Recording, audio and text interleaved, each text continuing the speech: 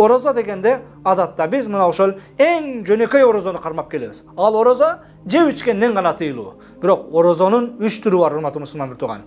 Мына ошол жөнөкөй адамдардын орозосу бул ошол сиз экөөбүз кармап жүргөн, буга чейин сиз экөөбүз кылып жүргөн орозо ошол эң жөнөкөйлөрдүн, эң акыркы сорттордун орозосу десек дагы жаңылбайм.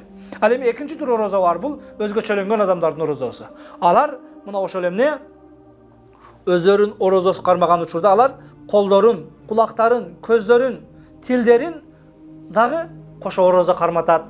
Тил кантип орозо кармасын? Тил жаман сөз сүйлөбөйт, тил жалган сүйлөбөйт, тил мына ошол ушак сүйлөбөйт, гыйбат сүйлөбөйт, бирөөлөргө көрө албастык кылбайт, кулак арамды, жалганды, музыканы жана башканы укпайт, көз чоочундарга, башкаларга карабайт.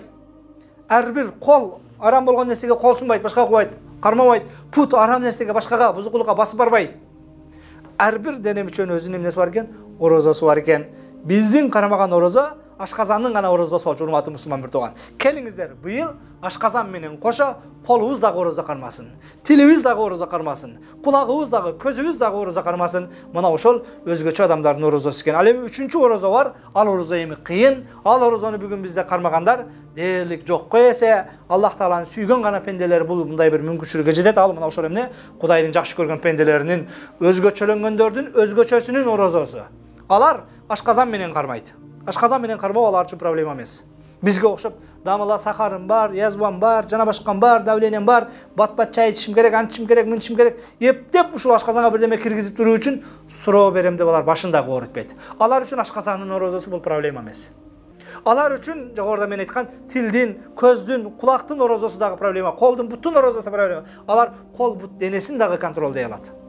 Алардын орозосу кол, бут, көздүн орозосуна кошуп жүрөктүн орозосун дагы кармайт. Алардын жүрөктөрү, ниеттери дагы жаманды ойлобойт.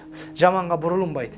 Кээде эмне колуңду тартышың мүмкүн, тилиңди тартышың мүмкүн, кулагың менен укпай кетип калышың мүмкүн, бирок бул жактагы сезимдерди башкаруу кыйын.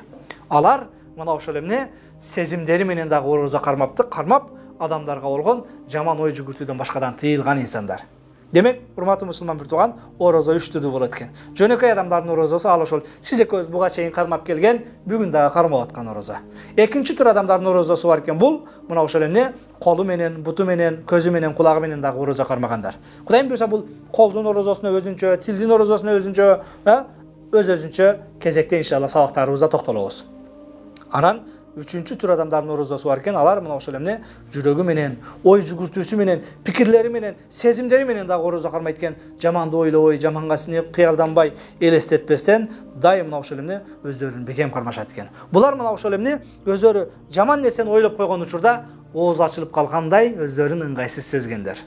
Кээде колу менен, буту менен орозо кармагандар, колу менен бирөөгө зыян берип койсо, башка кылып койсо, тили менен эмне булар өзүнүн оозун ачылып калгандай эмне өздөрүн ыңгайсыз сезгендер.